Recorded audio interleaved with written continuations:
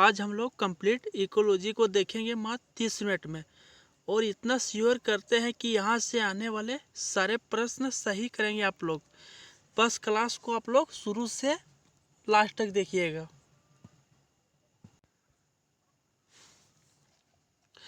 आज की कक्षा में हम लोग इकोलॉजी में देखेंगे। सबसे पहले इकोसिस्टम को समझेंगे, उसके बाद इकोसिस्टम के घटक को देखेंगे। जैसे कि इकोसिस्टम में 2 घटक होता है, जैविक अजैविक। उसके बाद 3rd नंबर पे हम लोग इकोसिस्टम के फंक्शन को देखेंगे। उसमें से देखिए इकोलॉजिकल प्रोडक्शन, एनर्जी फ्लो, इसी में देखेंगे हम लोग। Trophic level, food chain, food web, ecological pyramid, ecological succession को देखेंगे।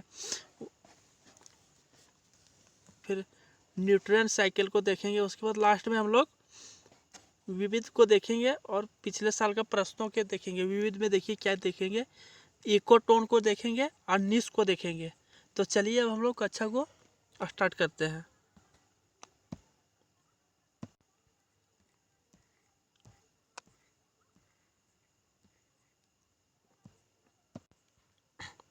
सबसे पहले हम लोग समझते हैं इकोसिस्टम मतलब पारिस्थितिकी तंत्र क्या होता है। तो देखिए, मान लीजिए यहाँ पे एक आदमी है, तो ये क्या हो गया, मनुष्य। और इसमें से देखिए एक से अधिक मानव जब मिलता है तो बन जाता है क्या, जनसंख्या। और उसके बाद देखिए मानव, कुत्ते, मछली, पंछी, मतलब 3, 4, 5 प्रकार का चीज मिलता है, उससे क्या बनता है, कम्युनिटी मतलब समुदाय। समुदाय में अगर प्लस कर देंगे पर्यावरण को मतलब इन्वायरमेंट को, तब क्या कहलाता है, पारिस्थितिकीय तंत्र मतलब इको सिस्टम। उसके बाद दूसरे तरीका से भी इसको देख सकते हैं। देखिए जीव समुदाय में अगर प्लस कर देंगे पर्यावरण को, समझे, जीव समुदाय में अगर प्लस कर देंगे हम लोग पर्यावरण को, तो क्या कहलाएगा, पारिस्थितिकीय तंत्र। उसके बाद डिफिनेशन भी देख लेते हैं इसका।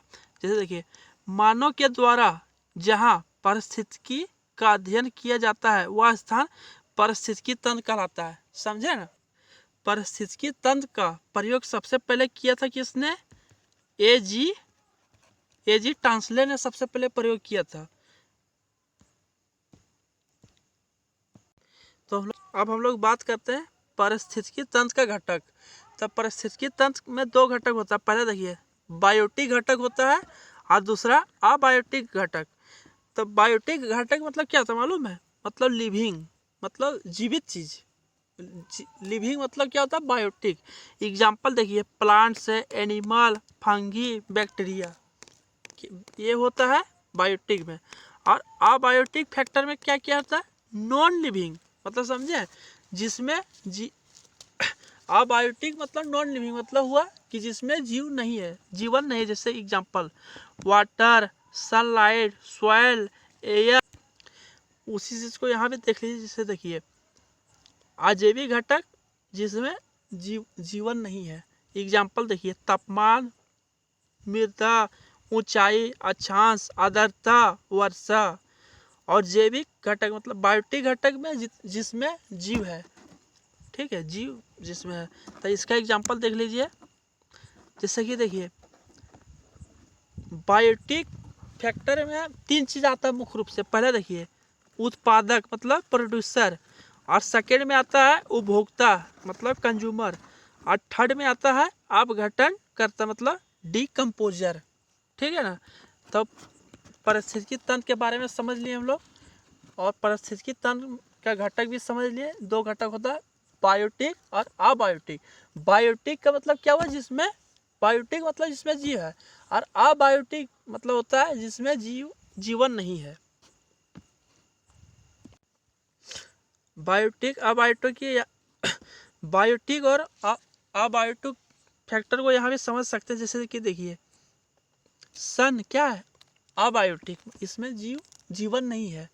फिर देखिए पंछी बायोटिक है, इसमें जीवन है। उसी तरह देखिए ट्री बायोटिक है, इसमें भी जीवन है। उसी तरह और भी देख लीजिए, फिश क्या है, बायोटिक, इसमें जीव है, फिश में भी जीवन है। और भी एग्जाम्पल है, आप लोग देख लीजिए। अब आगे हम लोग बात करते हैं।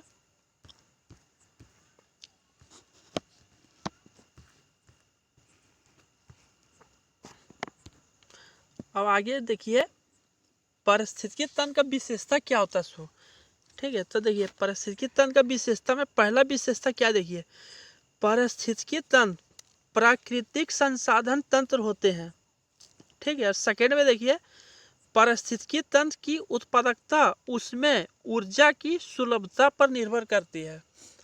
और थर्ड में देखिए विशेषता क्या है सो, पारिस्थितिकी तंत्र के विभिन्न प्रकार ऊर्जा द्वारा संचालित होते हैं। उसके बाद फोर्थ में देखिए विशेषता में ही पारिस्थितिकी तंत्र एक खुला तंत्र है जिसमें पदार्थों तथा ऊर्जा का सतत निवेश तथा बहिर्गमन होता है। उसी प्रकार 5 नंबर पे देखिए विशेषता आकार के आधार पर इसमें आकार के आधार पर इसे अनेक भागों में बांटा जा सकता है। तो ठीक है, तो हम लोग क्या क्या देखे पारिस्थितिकी तंत्र के बारे में समझे हैं, पारिस्थितिकी तंत्र का घटक को देखें और विशेषता को देखें, फिर आगे हम लोग बात करते हैं। अब आगे हम लोग देखते हैं बायोटिक फैक्टर। जैसे कि बात किया जाए घटक दो होता है पारिस्थितिकी तंत्र में, बायोटिक और अबायोटिक। तो बायोटिक में देखिए जैविक घटक क्या होता है, तो देखिए साधारणतः क्लोरोफिल युक्त जीव होते हैं और अकार्बनिक अजैविक पदार्थों को सूर्य के प्रकाश की उपस्थिति में संचित कर अपना भोजन बनाते हैं। समझ गए बायोटिक में, जैसे कि एग्जांपल देख लीजिए बायोटिक का। बायोटिक में देखिए प्रोड्यूसर होता है, प्रोड्यूसर मतलब उत्पादन, जो सबसे पहले उत्पादन करता है कोई भी चीज़ का, जैसे कि पेड़ पौधे हैं। ठीक है, उसके बाद सेकेंड में आता है बायोटिक में कंज्यूमर। ठीक है, मतलब उपभोक्ता, कंज्यूमर में ऐसा है। उसके बाद आता है डिकम्पोजर। फिर आगे बात करते हैं अब हम लोग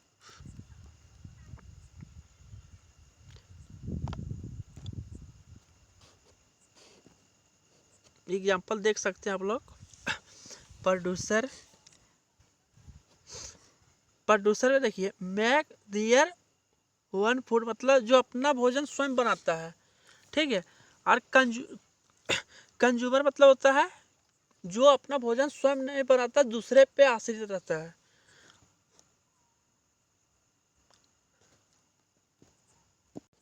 उसके बाद देखिए डिकम्पोजर मतलब क्या था, ब्रेक डाउन डेड मटेरियल।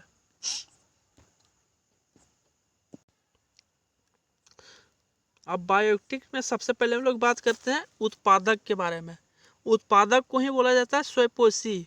ठीक है, प्रोड्यूसर के बारे में बात करते हैं क्या होता है, देखिए ऐसे जीव जो प्रकृति में भोजन ऊर्जा या पोषण के लिए किसी भी जीव पर निर्भर नहीं होते। ठीक है, उसके बाद वह स्वयं अपने लिए आवश्यक ऊर्जा का निर्माण करते हैं। और देखिए उत्पादक को प्राथमिक उत्पादक भी कहते हैं। समझ गए ना, उत्पादक मतलब क्या हुआ, वैसा जीव जो भोजन ऊर्जा या पोषण के लिए किसी दूसरे जीव पर निर्भर नहीं रहता। ये देखिए क्या करते हैं को उत्पादक क्या करते हैं, देखिए प्रकाश संश्लेषण को रासायनिक संश्लेषण में कन्वर्ट कर देते हैं। उसके बाद देखिए इसमें क्या क्या चीज़ आता है सो उत्पादक में, हरे पौधे। ठीक है, उसके बाद शैवाल, उसके बाद नीली हरी शैवाल, या तो इसी का नाम है साइनोबैक्टीरिया। साइनोबैक्टीरिया के बारे में एक फैक्ट देखिए, पृथ्वी का पहला जीव जो प्रकाश संश्लेषण करना जानता है। समझे ना, मतलब साइनोबैक्टीरिया पृथ्वी का पहला ऐसा जीव है जो प्रकाश संश्लेषण करना जानता है। और भी एग्जाम्पल देख लीजिए उत्पादक का, डायटमस रसायन संश्लेषी बैक्टीरिया है। उसके बाद आगे देखिए उत्पादक के बारे में,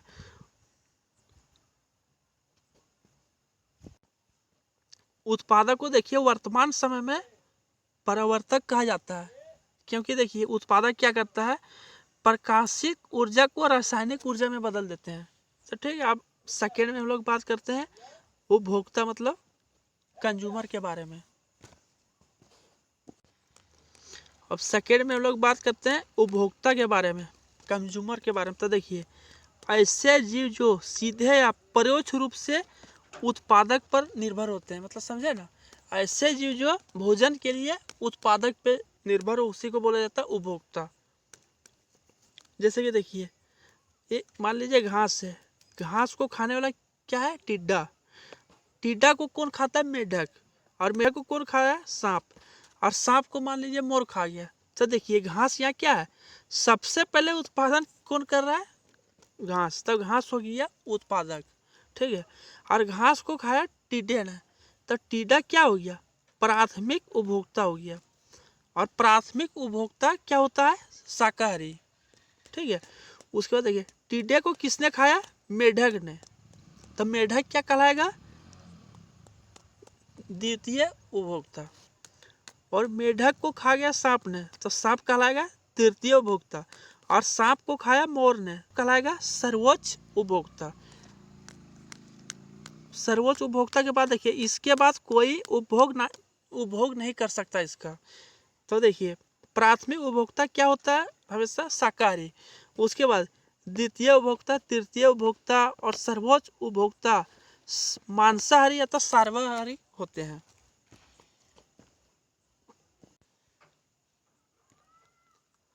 उसके बाद देखिए शाकाहारी को द्वितीय उत्पादक भी कहा जाता है आधुनिक टाइम में, समझे ना। मतलब अभी के टाइम में शाकाहारी जीव को द्वितीय उत्पादक भी कहा जाता है। रीजन इसका है क्योंकि देखिए शाकाहारी जीव क्या करते हैं, देखिए कार्बोहाइड्रेट को प्रोटीन में बदल देते हैं। कार्बोहाइड्रेट मतलब घास है, इसको मांस में बदलने का काम शाकाहारी ही करते हैं। अब आगे हम लोग बात करते हैं अपघटन करता है तो मृतजीवी क्या होता है, मतलब डिकम्पोजर क्या होता है। तो देखिए डिकम्पोजर का काम है सड़े गले मृत पदार्थों पर जीवन यापन करना, ठीक है। इसमें देखिए डिकम्पोजर में बैक्टीरिया और कवक आता है, लेकिन वायरस डिकम्पोजर नहीं कहलाता है। उसके बाद देखिए डिकम्पोजर को सफाई करता बोला जाता है, क्योंकि देखिए डिकम्पोजर क्या करता है, मरे हुए चीज़ को खाता है। और डिकम्पोजर का अगर एग्जाम्पल देखना तो देखिए चील होता है, चील खाता है ना मरे हुए चीज़ को। गिद्ध हो गया, कॉकरोच हो गया, चींटियाँ।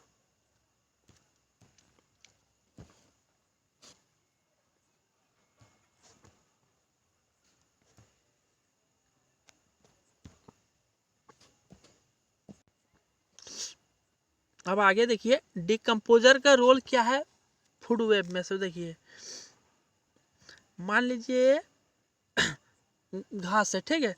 घास को किसने खाया, टिड्डा ने। टिड्डा को मान लीजिए मेढक खा गया, और मेढक को सांप खाया, सांप को खाया चील ने या तो कोई पंछी ने। और पंछी को डिकम्पोज करने का काम कौन करेगा, डिकम्पोजर। और इसी से न्यूट्रिएंट्स मिलेगा, तब जाके ये ला घास रेडी होगा। इकोसिस्टम को बैलेंस बनाने के लिए जरूरी है कि उत्पादक से लेकर अपघटनकर्ता तक संतुलन बना रहे। क्योंकि देखिए इकोसिस्टम को अगर संतुलित रखना है तो उत्पादन से लेके अपघटनकर्ता तक बैलेंस होना चाहिए। क्योंकि बीच में से कहीं भी अगर बैलेंस बिगड़ता है तो संतुलन ही बिगड़ जाएगा।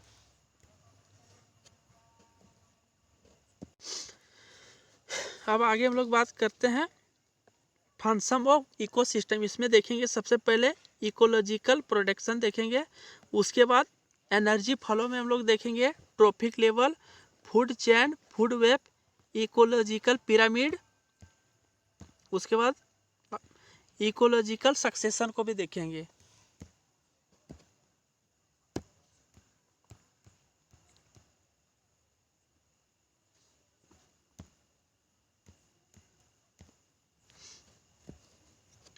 तो सबसे पहले देखिए पारिस्थितिकीय उत्पादकता मतलब इकोलॉजिकल प्रोडक्टिविटी। इसमें दो प्रकार का होता है, प्राथमिक और द्वितीय।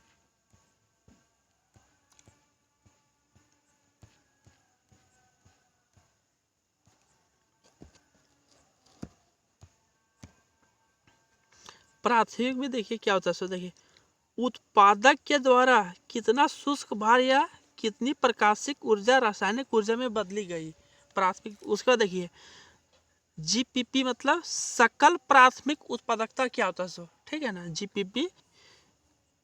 जीपीपी मतलब सकल प्राथमिक उत्पादकता। देखिए प्राथमिक उत्पादक जैसे कि प्राथमिक उत्पादक में क्या क्या आता है, हरे पेड़ पौधे द्वारा आत्मसत्ता की गई ऊर्जा को जीपीपी कहते हैं। उसके बाद देखिए अगर एनपीपी मतलब शुद्ध प्राथमिक उत्पादकता को निकालना तो क्या करना पड़ेगा, जीपीपी मतलब सकल प्राथमिक उत्पादकता में माइनस करना पड़ेगा शोषण द्वारा नष्ट ऊर्जा जो हुआ है। यहाँ पे भी देख लीजिए वही है, नेट प्राइमरी प्रोडक्टिविटी किस तरह निकलता है। एनपीपी बराबर क्या आता है, जीपीपी में माइनस कर देंगे शोषण को।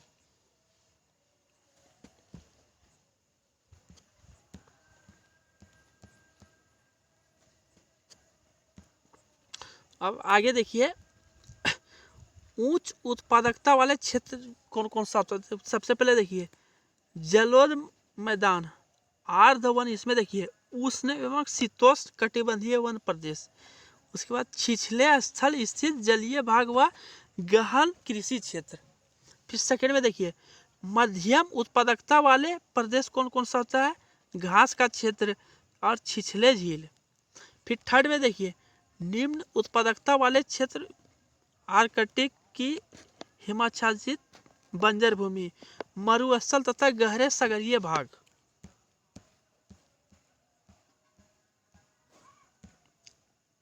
अब देखिए प्राथमिक उत्पादकता के बारे में देखिए सबसे ज्यादा प्राथमिक उत्पादकता किसमें होता है, उष्ण कटिबंधीय सदाबहार वन में।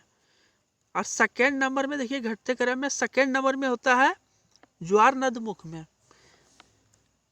थर्ड में होता है डेल्टा में, उसके बाद कोरल भीति में।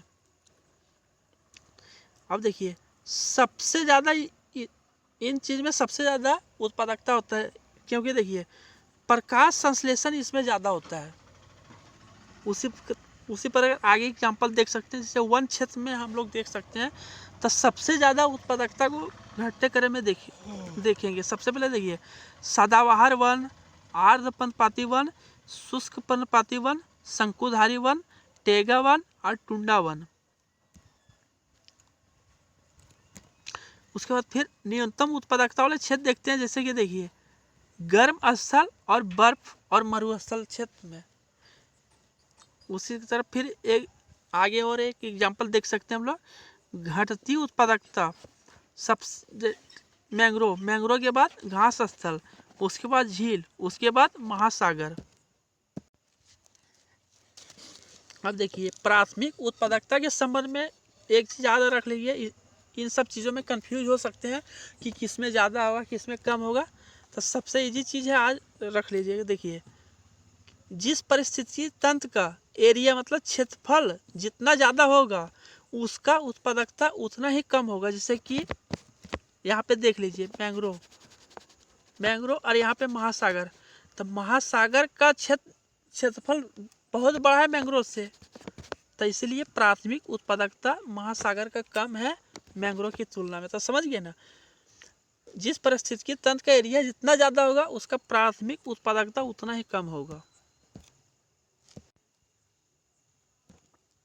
अब आगे हम लोग बात करते हैं ट्रॉफिक लेवल का, मतलब पोषक स्तर। तो देखिए जिस स्थान पर किसी जीव को परितंत्र में भोजन ऊर्जा की प्राप्ति होती है, समझे ना, पोषण स्तर क्या होता है, जिस स्थान पर किसी जीव को परितंत्र में भोजन ऊर्जा की प्राप्ति होती है। उसके बाद देखिए पोषण स्तर निश्चित नहीं होती है, समझ गए ना, पोषण स्तर निश्चित कभी नहीं होती है।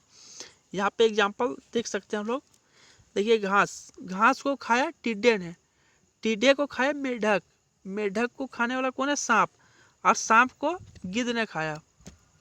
ठीक है, तो देखिए घास क्या है, प्रथम पोषक स्तर है, मतलब उत्पादक क्या होता है, यहाँ पे उत्पादक कौन है, घास, तो घास है प्रथम पोषक स्तर।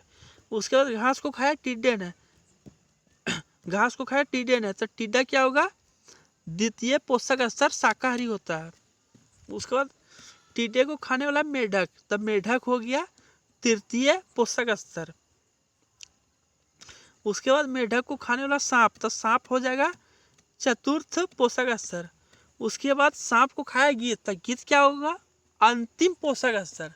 और पोषक स्तर के बारे में एक फैक्ट और याद रख सकते हैं, घास से गिर तक जिस तरह जाएगा उस तरह पोषक स्तर कम होते जाएगा। जैसे कि आगे हम लोग दिखाते हैं एग्जाम्पल के थ्रू से।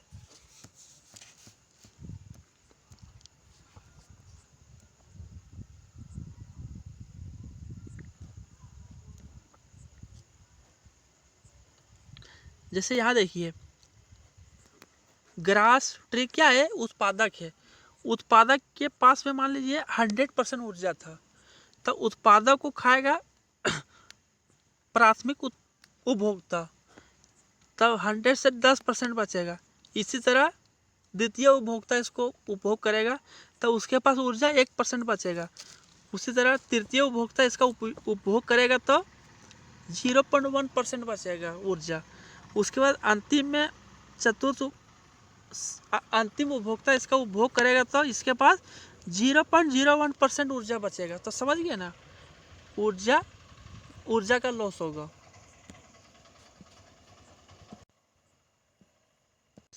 यहाँ पे भी सेम चीज को देख सकते हैं। अब आगे हम लोग बात करते हैं खाद्य श्रृंखला क्या होता है, मतलब फूड चेन क्या होता है। तो देखिए, ऐसे श्रृंखला जिसमें जीव एक दूसरे से पोषण के लिए जुड़े होते हैं। समझे ना, खाद्य श्रृंखला मतलब कि क्या होता है? सो ऐसे श्रृंखला जिसमें जीव एक दूसरे से पोषण के लिए जुड़े हो। समझिए, जैसे कि देखिए, मान लीजिए घास को खाया किसने? टिड्डे ने। टिड्डे को खाया किसने? मेढक ने। मेढक को सांप ने। और सांप को किसने खाया? चील ने। तो देखिए, घास से लेकर चील तक सभी एक दूसरे से जुड़े हैं। तो समझ गए ना, खाद्य श्रृंखला मतलब फूड चेन मतलब क्या हुआ? ऐसे श्रृंखला जिसमें जीव एक दूसरे से पोषण के लिए जुड़े होते हैं। जैसे कि यहाँ पे देख लीजिए, आपस में सभी जुड़े हैं।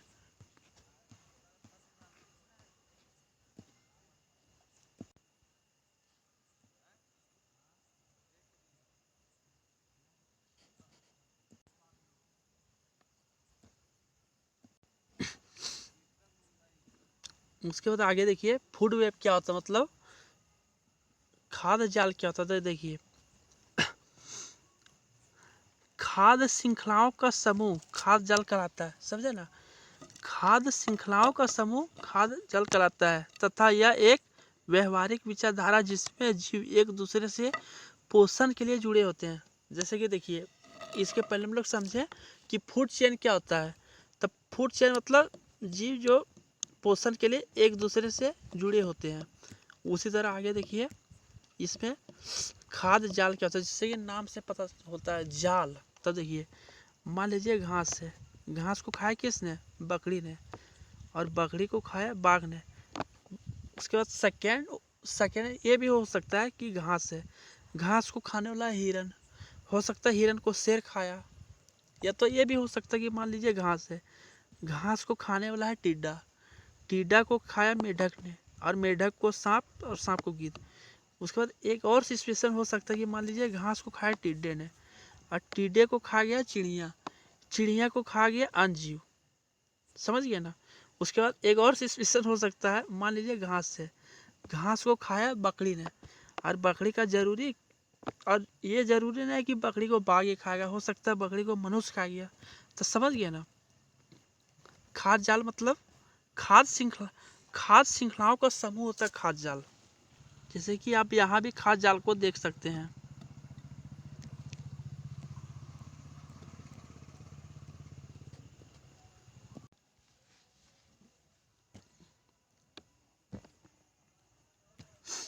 अब हम लोग बात करते हैं 10% ऊर्जा का नियम क्या होता है। सो ठीक है ना। तो देखिए, घास से, घास के पास मान लीजिए 1000 कैलोरी ऊर्जा है, और घास को खाया किसने? टिड्डे ने। तो टिड्डे को कितना कैलोरी ऊर्जा मिलेगा? 100 कैलोरी। और टिड्डे को खाया किसने? मेढक ने। तो मेढक को मिलेगा 10 कैलोरी, और मेढक को खाया सांप ने, तो सांप को मिलेगा 1 कैलोरी। और सांप को मान लीजिए खा गया मोर ने, तो मोर को मिलेगा 0.1 कैलोरी ऊर्जा। मतलब समझ जाइए, शाकाहारी मांसाहारी से ज़्यादा हेल्थ होता है। क्या समझे? शाकाहारी जीव मांसाहारी से ज़्यादा हेल्थ होते हैं, क्योंकि देखिए घास के पास 100 कैलोरी ऊर्जा था, घास को खाया टिड्डे ने, टिड्डे को घास के पास 1000 कैलोरी था, घास को खाया टिड्डे ने, तो टिड्डे को मिला 100 कैलोरी। टिड्डे को मेढक ने खाया, मेढक को मिला 10 कैलोरी। ठीक है।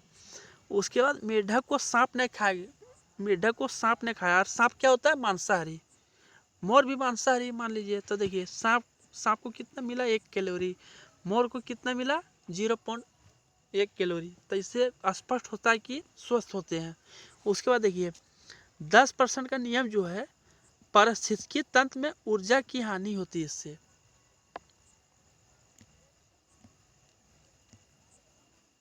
फिर आगे देखिए जैव संचयन क्या होता है। सो देखिए जैसे कुछ रासायनिक पदार्थ किसी एक जीव के शरीर में संग्रहित होने लग जाए और जिसका अपघटन ना हो सके, उसी को कहा जाता है जैव संचयन। और वही मतलब अजैव निम्नीकरण पदार्थ जो होता है, उसी को बोला जाता है जैव संचयन। उसके आगे देखिए फिर जैव आवर्धन क्या होता है। सो जैव आवर्धन, इसमें देखिए जब एक पोषक स्तर से दूसरे पोषक स्तर में रासायनिक पदार्थों की सांद्रता बढ़ती जाती है। क्या समझे? जैव आवर्धन मतलब देखिए जब एक पोषक स्तर से दूसरे पोषक स्तर में रासायनिक पदार्थों की सांद्रता बढ़ती जाए। यहाँ ऊर्जा ने रासायनिक पदार्थ है। जैसे कि देखिए मान लीजिए घास में घास है, तो घास में अगर मिला देंगे 1 ग्राम डीडीटी 1 ग्राम अगर मिला देते हैं घास में, ये क्या है? डीडीटी रासायनिक पदार्थ है, बहुत डेंजर चीज़ है ये। तब घास से मान लीजिए 1 ग्राम डीडीटी को मिलाते हैं और घास को खाए टिड्डे ने, तो टिड्डे का शरीर में कितना डीडीटी पहुंचेगा? 10 ग्राम। और टिड्डे को खा गया मेढक ने, तब मेढक के शरीर में 50 ग्राम डीडीटी पदार्थ पहुंच जाएगा।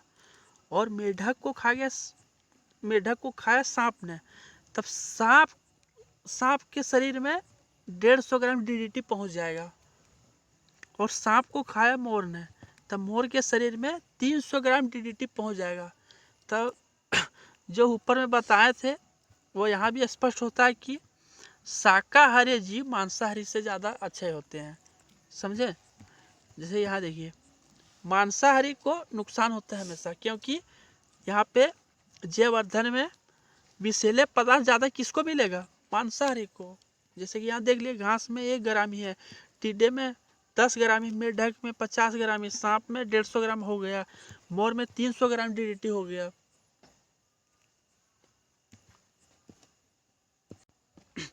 उसके बाद अब आगे हम लोग बात करते हैं पारिस्थितिकीय पिरामिड क्या होता है। सोचो देखिए पारिस्थितिकीय पिरामिड जीवों के संबंधों का चित्रीय निरूपण है।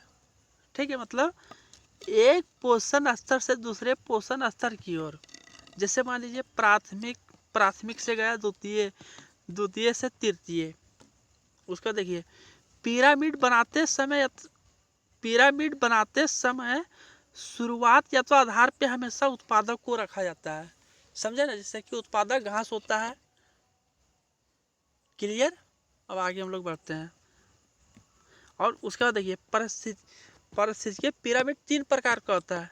पहला ऊर्जा पिरामिड, दूसरा संख्या पिरामिड, और थर्ड में होता है बायोमास पिरामिड। तो एक एक को हम लोग आगे बात करते हैं। सबसे पहले देखिए संख्या पिरामिड के बारे में। देखिए संख्या पिरामिड एग्जाम्पल लेते हैं हम लोग घास परितंत्र का। तो देखिए घास परितंत्र में उत्पादक क्या है? घास। और घास को खाया किसने? टिड्डे ने। टिड्डे को खाया मेढक ने, और मेढक को सांप ने, और सांप को बाज में। तो ठीक है, तब मान लीजिए कोई घास परितंत्र में घास का संख्या कितना था, 10,000, ठीक है ना। तब घास को खाने वाला टीडा का संख्या कितना होगा, लगभग 1,000, और टीडे को खाने वाला कितना होगा, लगभग 100 ही होगा। और मेढक को खाने वाला कितना होगा, 10, और मेढक को खाने वाला सांप का संख्या 10 होगा, और सांप को खाने वाला एक ही बाज होगा। तो इसका पिरामिड किस तरह बनेगा, देखिए घास है, तब सब आधार में घास को रखेंगे, सबसे ज़्यादा घास होगा, घास के बाद टीडे, घास से कम संख्या तो इससे कम रखेंगे, टीडे के बाद मेढक, मेढक का इससे कम है, उसके बाद बाज का सबसे कम है। तो समझिए इसका पिरामिड कुछ इस तरह बनेगा। उसके बाद एक और एग्जांपल लेते हैं घास, एक और एग्जांपल लेते हैं हम लोग वृक्ष परितंत्र का।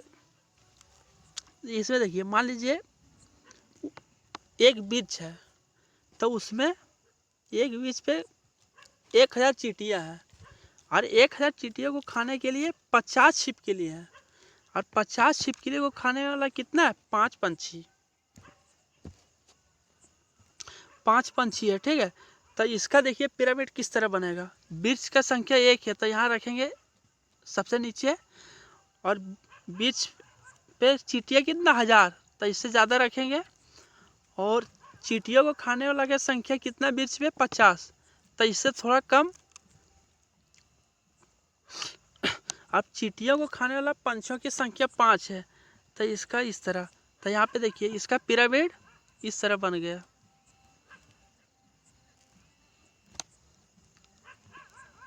जबकि यहाँ इस तरह था। फिर आगे और कुछ एग्जांपल हम लोग देख सकते हैं, जैसे देखिए मान लीजिए वृक्ष है, एक वृक्ष है, और उस वृक्ष पे 100 पंछी है, और 100 पंछी को खाने वाला परजीवी का संख्या 500 है। तो यहाँ पे देखिए किस तरह पिरामिड चेंज हो जाएगा। फिर एक वृक्ष है और इस पे 100 पंछी है, और 100 पंछी को खाने वाला परजीवी की संख्या 500। तो संख्या पिरामिड के बारे में 3 प्रकार के डायग्राम देखें, और तीनों डायग्राम में विभिन्नता था। तो इससे निष्कर्ष निकाल सकते हैं हम लोग कि संख्या पिरामिड कभी भी सही मान को नहीं दर्शाता है। उसके बाद आगे हम लोग बात करते हैं। बाकी आप लोग देख सकते हैं संख्या पिरामिड 2 प्रकार का होता है। पहला देखिए सीधा संख्या पिरामिड, जैसे कि एग्जाम्पल में घास, मैदान, तालाब, और बी में होता है उल्टा संख्या पिरामिड।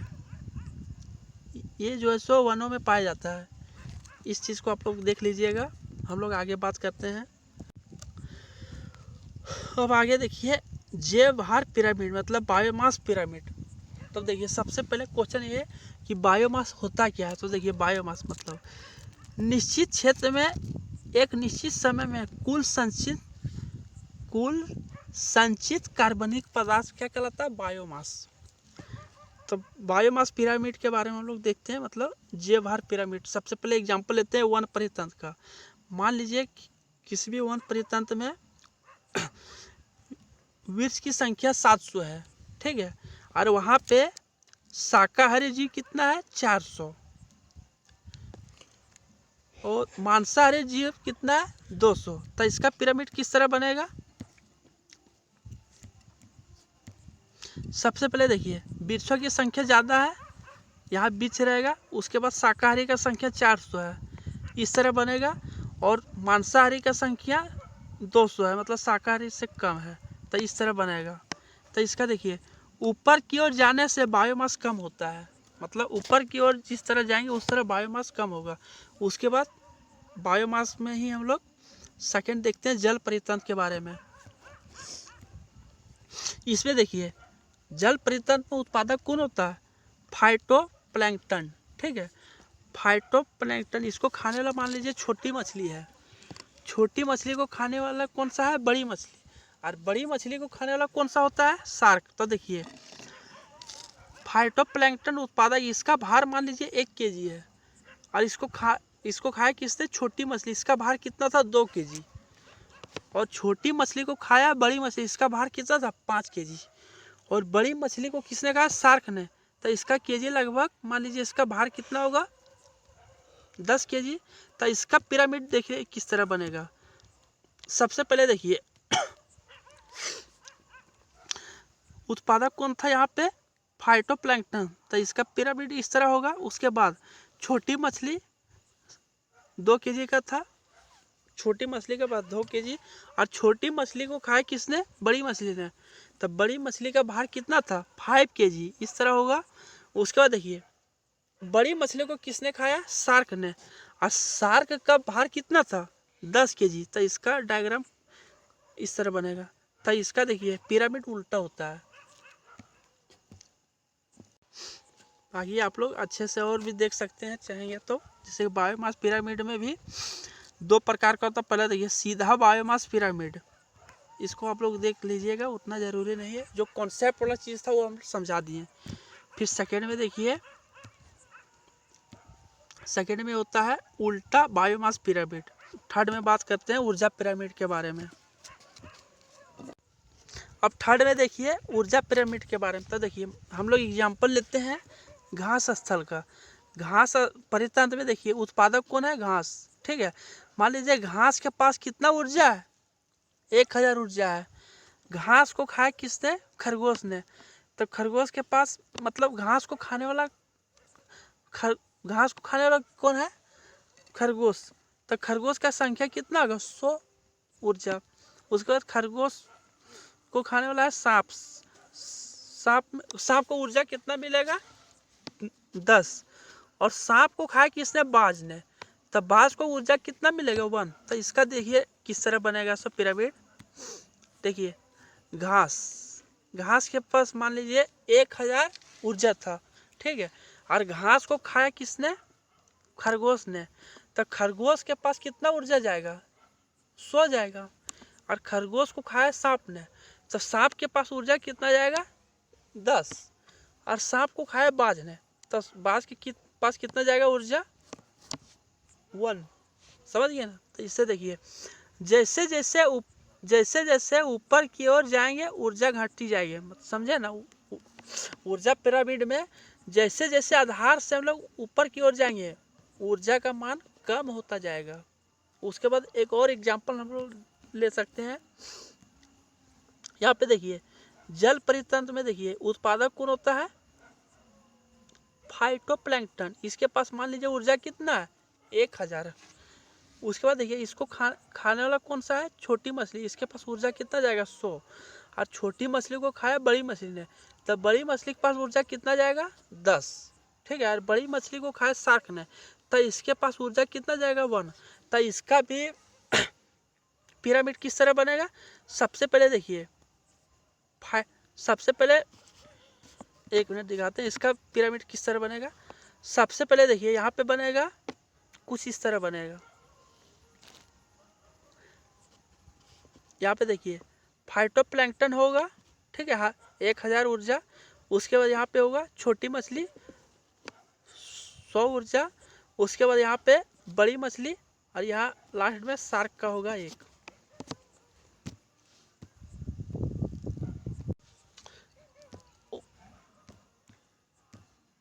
उसका देखिए ऊर्जा पिरामिड हमेशा सीधा होता है, जैसे कि नीचे हम लोग देखें इस तरह हमेशा, ठीक है ना। अब आगे हम लोग बात करते हैं अनुक्रमण मतलब सक्सेशन क्या होता है। सो देखिए सक्सेशन मतलब देखिए एक जीव समुदाय के द्वारा अन्य जीव समुदाय का प्रतिस्थापन मतलब जगह ले लेना, समझे ना। जैसे नाम से पता चलता है अनुक्रमण। अनुक्रमण मतलब देखिए एक जीव समुदाय के द्वारा अन्य जीव समुदाय का प्रतिस्थापन कर देना, मतलब उसका जगह ले लेना। तो सक्सेशन 2 प्रकार का होता है। पहला देखिए प्राथमिक अनुक्रमण और सेकेंड होता है द्वितीय अनुक्रमण। तो देखिए प्राथमिक अनुक्रमण मतलब क्या होता है। देखिए प्राथमिक अनुक्रमण में देखिए होता है, मान लीजिए पहले कोई भी जीव वहाँ पे नहीं था, ठीक है, पहले कोई जीव समुदाय नहीं था, उसके बाद धीमे धीमे आने लगा, प्राथमिक अनुक्रमण होता है। उसके बाद द्वितीय अनुक्रमण में देखिए क्या होता है, पहले कोई और जीव था वहाँ पे, ठीक है। जैसे कि देखिए प्राथमिक में पहले कोई जीव नहीं था, बाद में धीरे धीरे आने लगा। और द्वितीय अनुक्रमण मतलब होता है पहले वहाँ पे कोई जीव था और अब कोई नया जीव समुदाय आ गए हैं और बहुत तीव्रता से इसमें वृद्धि होता है। तो समझे, देखिए प्राथमिक अनुक्रमण स्वतः प्रेरित होता है, मतलब धीमी गति से होता है, और द्वितीय अनुक्रमण बाय प्रेरित होता है, मतलब तीव्र गति से। यहाँ पे देखिए प्राथमिक अनुक्रमण का एग्जाम्पल सबसे पहले देखिए। प्राथमिक अनुक्रमण मतलब समझे ना, वहाँ पे पहले कोई भी जीव समुदाय नहीं था, धीरे धीरे आने लगा। जैसे पहले सबसे पहले देखिए यहाँ पे, देखिए सबसे पहले यहाँ कुछ था, नगण्य चट्टान था यहाँ पे। उसकी कुछ समय के बाद यहाँ पे देखिए लाइकेन मॉस आया यहाँ पे, ठीक है। उसके बाद धीरे धीरे घास व झाड़ियाँ आने लगा। उसके बाद मध्यम ऊंचाई वाला वृक्ष यहाँ पे आया। उसके बाद कुछ वर्षों के बाद अधिक ऊंचाई वाले वृक्ष आ गया, ठीक है ना। तो समझिए प्राथमिक अनुक्रमण मतलब पहले वहाँ पे कोई भी जीव समुदाय नहीं था, लेकिन धीरे धीरे आ गए। जैसे कि यहाँ नगण्य चट्टान था, उसके बाद लाइकेन मॉस आया, उसके बाद घास व झाड़ियाँ, उसके बाद मध्यम ऊंचाई वाले वृक्ष आए और अंतिम में अधिक ऊंचाई वाले वृक्ष। प्राथमिक सक्सेशन का यहाँ भी देख सकते हैं एग्जाम्पल। पीछे जो अभी बताया वही है।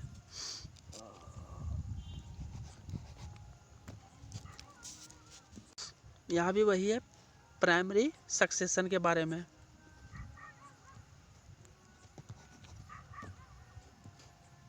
उसके बाद देखिए सेकेंडरी सक्सेशन में क्या होता है। सो मान लीजिए यहाँ पे पहले कोई जीव समुदाय था, ठीक है, और इसी का स्थान लेके बाद में कोई और जीव समुदाय आ गया। बहुत तीव्र गति से इसका वृद्धि होता है, बहुत कम ही वर्षों में।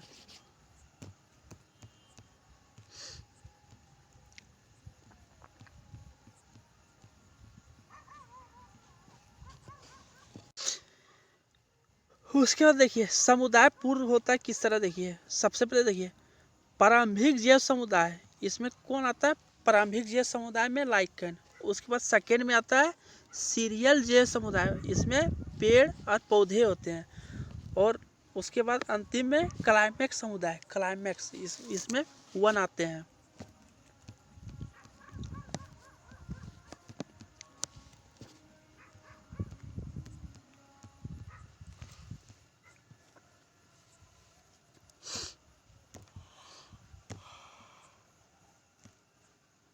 फिर यहाँ पे देखिए समुदाय पूर्ण होते हैं 6 पदों से गुजर के। पहले देखिए वनस्पति रहित, उसके बाद सेकंड में प्रवासन, थर्ड में स्थापन, फोर्थ में स्पर्धा, 5 में प्रतिक्रिया होता है, उसके बाद अंतिम में स्थिरीकरण हो जाता है।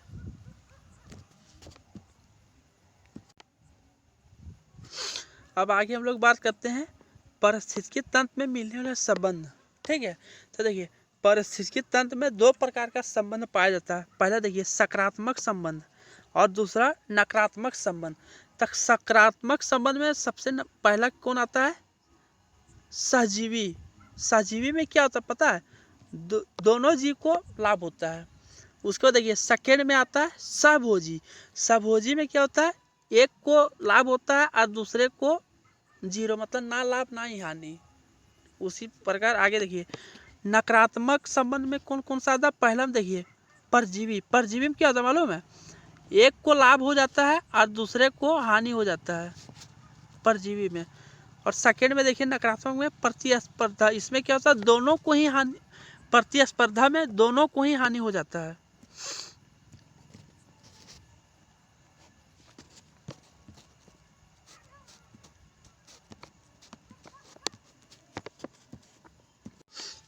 उसके बाद थर्ड में देखिए नकारात्मक में है होता है यह सबभोजी। इसमें क्या होता है देखिए एक को हानि होता है और दूसरे को जीरो, मतलब ना हानि ना ही लाभ। अब एक एक चीज़ को हम लोग, अब आगे हम लोग एक एक चीज़ को बात करते हैं। सबसे पहले देखिए सकारात्मक में ही सहजीवी, या तो इसी को कहा जाता है सहोकारिता, इसमें देखिए क्या होता है, ऐसा संबंध जिसमें दोनों जीवों को लाभ मिलता है। ठीक है, इसमें देखिए दोनों जीव को लाभ मिलेगा आपस में। जैसे एग्जांपल इसका देख सकते हैं लाइकेन के बारे में। तो लाइकेन क्या करता है, देखिए लाइकेन में देखिए कवक जो है सो शैवाल को क्या देता है, सुरक्षा, और शैवाल जो है सो कवक को क्या देने का कार्य करता है, भोजन करता है। इसमें दोनों को ही लाभ होता है। उसी प्रकार सेकंड में एग्जांपल बात करते हैं हम लोग माइक्रोप्लाज्मा। देखिए ऊंच पौधों की जड़ों और कवक के बीच में। उसके बाद थर्ड में देखिए नाइट्रोजन स्थिरीकरण करने वाले सूक्ष्म जीव, जैसे कि राइजोबियम और लिग्यूमिनेसिस का पौधा। फिर आगे देखिए कीटों के प्रांगण, मतलब पौधों का नर युग्म मादा युग्म तक पहुंचाना, इसमें भी दोनों को लाभ होता है। फिर आगे देखिए 5 नंबर पे बीजों का प्रकीर्णन, और अंतिम 6 में है कोरल मतलब परवाल। फिर सकारात्मक में हम लोग सेकंड बात करते हैं सहभोजी अथवा सहोकारिता के बारे में। इसमें क्या होता है, देखिए एक को लाभ होता है। ठीक है, इसमें सहभोजी में एक को लाभ होता है और अन्य जो होता है उसको ना ही लाभ ना ही माइनस, मतलब जीरो में रहता है। इसमें एग्जांपल देखिए इकोसिस्टम और मानव। उसके बाद सेकंड में समुद्री नींबू व केकड़ा। थर्ड में पंछी बगुला और चारण पशु। तब सकारात्मक संबंधों को हम लोग देख लिए। अब हम लोग आगे नकारात्मक संबंधों पे बात करते हैं।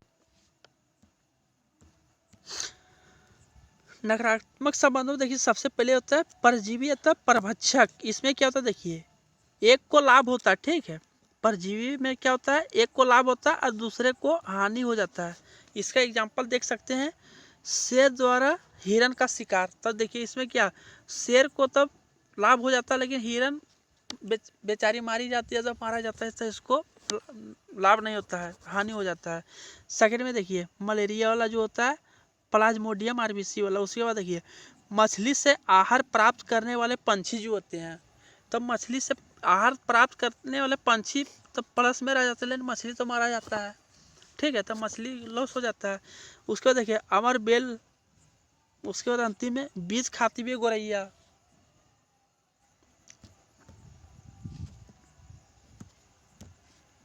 फिर नकारात्मक संबंधों में हम लोग सेकंड को देखते हैं प्रतिस्पर्धा, मतलब कंपटीशन के बारे में। इसमें देखिए दोनों जीवों को हानि होता है। ठीक है, प्रतिस्पर्धा में दोनों जीवों को हानि होता है। प्रतिस्पर्धा में देखिए पोषण का क्षति भी हो जाता है। इसमें देखिए प्रतिस्पर्धा में एग्जाम्पल देखिए चूहे की कमी का प्रभाव बिल्ली व सांप दोनों पे पड़ता है। समझे, चूहे की अगर कमी हो जाएगा तो बिल्ली पे भी प्रभाव पड़ेगा और सांप पे। ठीक है, क्योंकि देखिए मान लीजिए चूहे नहीं रहेगा तो बिल्ली को खाने का मिलेगा नहीं, और अगर बिल्ली का संख्या कम हो जाएगा तो सांप के लिए फिर खतरा हो जाएगा, सांप खाएगा फिर क्या। समझे नकारात्मक मतलब दोनों को यहाँ पे माइनस हो जाएगा। इसका कुछ एग्जाम्पल हम लोग देख सकते हैं आगे। प्रतिस्पर्धा भी देखिए दो प्रकार का होता है। पहले देखिए अंतर जातीय। इसमें देखिए अंतर जातीय में बड़ा पौधा और छोटा पौधा के बीच में प्रतिस्पर्धा करवा दिए। और सेकंड में देखिए अंतर जातीय। इसमें देखिए दो समान चीज में प्रतिस्पर्धा अगर करवा दीजिएगा, मतलब लोहा को टकरा दीजिएगा, तब हानिकारक है कि नहीं। तो हम लोग नकारात्मक संबंध में थर्ड बात करते हैं यह सबभोजी अथवा अंतर जातीय परजीविता के बारे में। इसमें देखिए क्या होता है, एक जीव को हानि होता है। ठीक है, एक जीव को हानि होता है और दूसरे को ना लाभ ना हानि, मतलब जीरो में रह जाता है। इसमें देखिए एग्जाम्पल प्रतिजैविक पदार्थ बनाने वाले जीव, और सेकंड मछली के मीन पंखों से संलग्न गलोचिडियम लार्वा। तो इस प्रकार हम लोग पारिस्थितिकी तंत्र में मिलने वाले सकारात्मक संबंध नकारात्मक संबंध को देख लिए। अब आगे हम लोग अगला टॉपिक पे बात करते हैं। अब हम लोग मिसलिनियस पे बात करते हैं। विविध में हम लोग कुछ देख लेते हैं, जैसे कि देखिए जीव दो प्रकार का होता है। सबसे पहले देखिए कोल्ड ब्लाइडेड एनिमल। ठीक है, और दूसरा होता है वार्म अथवा हॉट ब्लाइडेड हॉट ब्लाइडेड एनिमल, इसमें देखिए कोल्ड ब्लाइडेड एनिमल मतलब विषम तापी अथवा या समतापी, और वार्म या तो हॉट ब्लाइडेड एनिमल इसमें समतापी।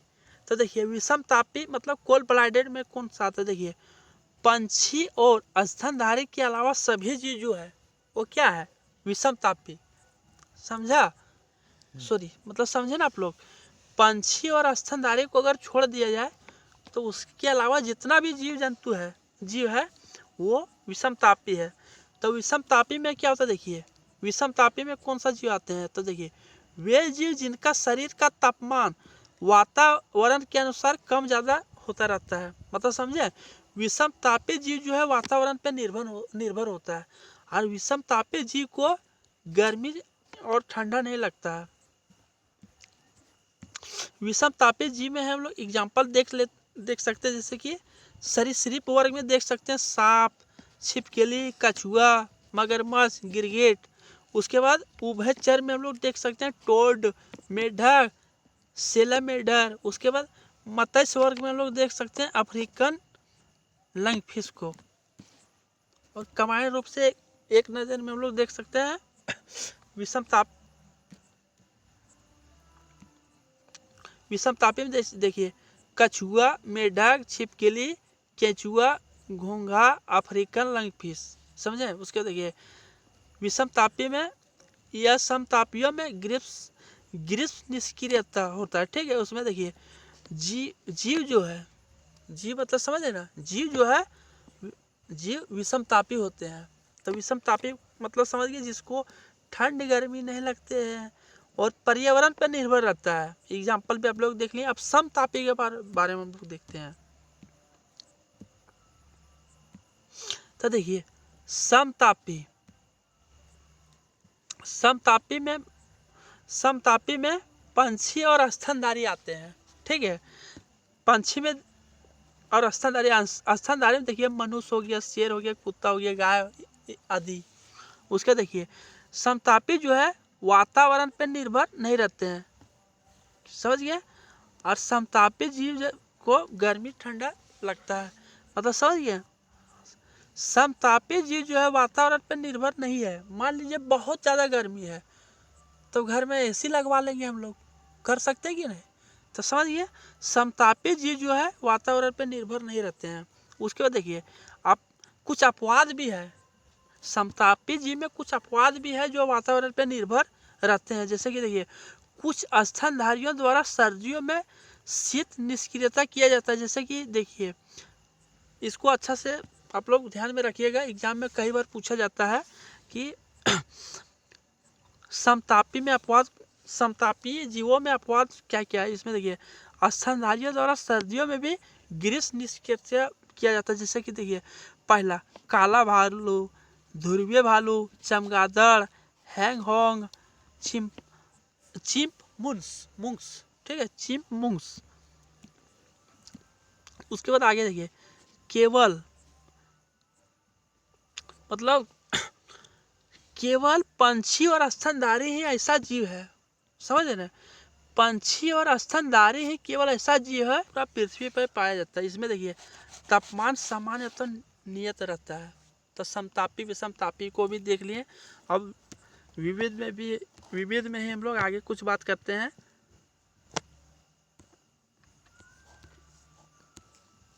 देखिए निक्य क्या होता है, तो देखिए किसी पारिस्थितिकी तंत्र में किसी प्रजाति का मिलने का स्थान तथा उस पारिस्थितिकी तंत्र में उस जीव की क्रियात्मक भूमिका पारिस्थितिकी निक्य कहलाता है। मतलब समझिए क्रियात्मक भूमिका पारिस्थितिकी, एक बार और समझिए, किसी पारिस्थितिकी तंत्र में किसी प्रजाति का मिलने का स्थान तथा उस पारिस्थितिकी तंत्र में उस जीव की क्रियात्मक भूमिका पारिस्थितिकी निक्य कहलाता है। उसके बाद देखिए दो प्रजाति का समान निक्य असंभव है।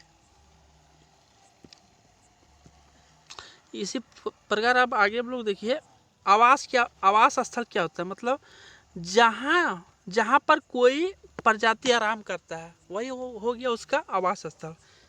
होम रेंज समझ सकते हैं, वही चीज़ है जहाँ तक कोई प्रजाति का जीव अपने लिए भोजन प्राप्त करता है वही वो हो गया होम रेंज।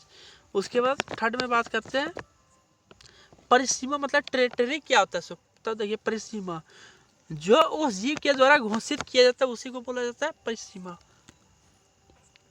उसके बाद देखिए यहाँ पे निके और होम रेंज में कंफ्यूजन हो गया होगा, तो हम लोग इसको दूर करते हैं आगे।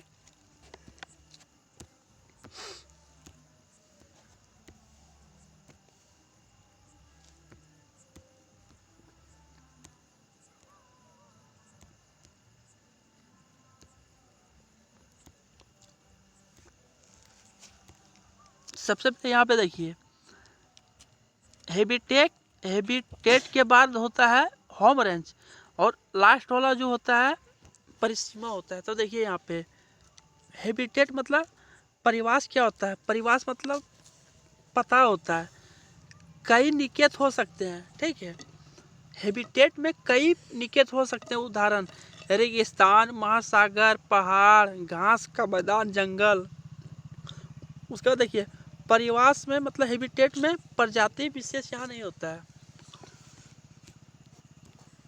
फिर आगे देखिए निकेत के बारे में देखिए, निकेत जो है एक प्रजातीय विशिष्ट है और वह केवल एक प्रजाति का समर्थन करता है, समझे ना। तो निके एक विशेष प्रजाति के लिए विशिष्ट है, उदाहरण के लिए टाइगर, पांडा, बर्ड्स, निके। तो यहाँ भी कंफ्यूजन दूर हो गया। हैबिटेट और निके में डिफरेंस क्या है, तो मतलब हैबिटेट में कई निके हो सकता है और हैबिटेट जो है किसी एक विशेष प्रजाति के लिए नहीं, कई प्रकार का प्रजाति रहता है, और निकेत एक विशेष प्रजाति के लिए है। उसके बाद आगे देखिए जलीय पर्यावरण के बारे में थोड़ा सा। नाइट्रोजन और फास्फोरस की मात्रा वृद्धि होने से क्या होगा, शैवाल की तीव्र वृद्धि होगा। इससे देखिए क्या होगा, सुपोषण होगा। उसके बाद देखिए NO3 और फास्फेट की संख्या में वृद्धि होगा। तो इसका परिणाम स्वरूप क्या होगा, जब शैवाल की संख्या में वृद्धि होगा तब शैवाल प्रस्फुटन, मतलब सिंपल समझिए शैवाल प्रस्फुटन कब होता है, जब शैवाल की संख्या में वृद्धि हो जाता है। अब अंतिम में हम लोग देखते हैं इकोटोन क्या होता है, ठीक है। तो इकोटोन देखिए दो पारिस्थितिकी तंत्र का उभयनिष्ठ भाग। एग्जाम्पल देखिए मान लीजिए ये स्थल है, स्थलीय भाग है, और ये है जलीय भाग, ठीक है। ये हो गया जलीय भाग और ये स्थलीय भाग। तो इसके बीच का जो क्षेत्र है यही कराता है इकोटोन। क्लियर, इकोटोन मतलब दो पारिस्थितिकी तंत्र का उभयनिष्ठ भाग। तो इकोटोन में देखिए इकोटोन में क्या होता है, दो पारिस्थितिकी तंत्र का मिलन क्षेत्र होता है। तो इसीलिए यहाँ पे जैव विविधता बहुत ज़्यादा होता है और पोषण भी यहाँ पे ज़्यादा होता है। इकोटोन का यहाँ पे एग्जांपल देख सकते हैं, देखिए फॉरेस्ट है, फॉरेस्ट और ग्रासलैंड, फॉरेस्ट और ग्रासलैंड के बीच का ये कहलाता है इकोटोन। वही यहाँ पे देख सकते हैं ग्रासलैंड है और फॉरेस्ट, इसका बीच का क्षेत्र कहलाता है इकोजोन, इकोटोन जोन। सेम उसी तरह यहाँ भी देख सकते हैं बीच का क्षेत्र इकोटोन कहलाता है। तो दोस्तों हम लोग बहुत ही कम समय में आज हम लोग पारिस्थितिकी तंत्र को समझ लिए, उससे जुड़े जितने भी कॉन्सेप्चुअल चीज़ था उस सब चीज़ को समझिए, और आशा करते हैं कि एग्ज़ाम में आने वाला लगभग सभी क्वेश्चन सही हो जाएंगे। मतलब इस चैप्टर से लगभग 2-3 क्वेश्चन, कभी कभी 4 क्वेश्चन भी यूपीएससी में आता है। तो अगर शुरू से अंत तक आप किए होंगे तो इतना कंफर्म है कि अगर अच्छे से किए होंगे तब क्वेश्चन एक भी गलत आप लोग नहीं कीजिएगा। बाकी चैनल को सब्सक्राइब कर दीजिएगा ताकि उससे हम लोग का भी मोटिवेशन बनेगा और इससे और अच्छे अच्छे कंटेंट को लाते रहेंगे। और अगले क्लास में हम लोग कंप्लीट बायोम को देखेंगे। एक ही मतलब एक ही इसी तरह सिंगल क्लास में हम लोग लगभग 10-20 मिनट की क्लास में कंप्लीट बायोम के देखेंगे। उस तरह फिर उसके बाद उसके अगले क्लास में हम लोग इन्वायरमेंटल जितना भी कन्वेंशन प्रोटोकॉल आदि हुआ था उस सब चीज़ों को देखेंगे। बाकी कुछ क्वेश्चन देख लीजिए जो पिछले साल यूपीएससी में पूछा है। जैसे कि देखिए, निम्नलिखित में से कौन सा एक पद केवल जीव द्वारा ग्रहण किए गए दिक स्थान का ही नहीं बल्कि जीवों के समुदाय में उसकी कार्यात्मक भूमिका का वर्णन करता है। ऑप्शन देखिए, इकोटोन, निश, आवास और आवाज क्षेत्र। और सेकंड क्वेश्चन फिर देखते हैं। अगर आप लोग को आंसर आता होगा तो कमेंट बॉक्स में आंसर दीजिएगा, ठीक है।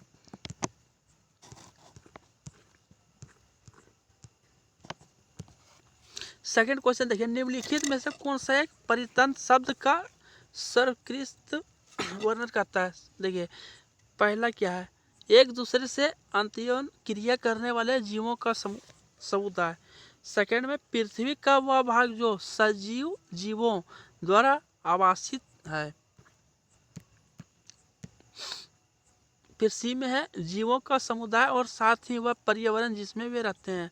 फोर्थ में, किसी भौगोलिक क्षेत्र के वनस्पति जात और प्राणी जगत। ये क्वेश्चन आईएएस एग्जाम में 2015 में पूछा गया था। क्वेश्चन को देख लीजिएगा और अगर आंसर आता होगा तो क्वेश्चन नंबर लिख के उन सब आंसर को कमेंट बॉक्स में कीजिएगा। क्वेश्चन दिखा देते हैं, आप लोग स्क्रीनशॉट ले लीजिए और आराम से पढ़ के क्वेश्चन का आंसर कीजिएगा, ठीक है ना। और भी क्वेश्चन है, देख लीजिए, क्वेश्चन का स्क्रीनशॉट ले लीजिएगा, ठीक है।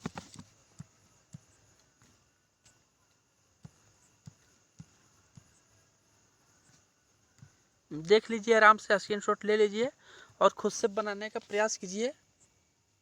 आज की कक्षा अगर शुरू से अंत तक आप लोग किए होंगे तो उसी से सारा क्वेश्चन का आंसर निकल जाएगा। और उम्मीद है कि आने वाला एग्जाम में भी अगर पूछा जाएगा इस चैप्टर से तो यहीं से हो जाएगा। थैंक यू, ठीक है, थैंक यू। तो कल फिर अगले क्लास में हम लोग मिलते हैं कंप्लीट बायो के साथ।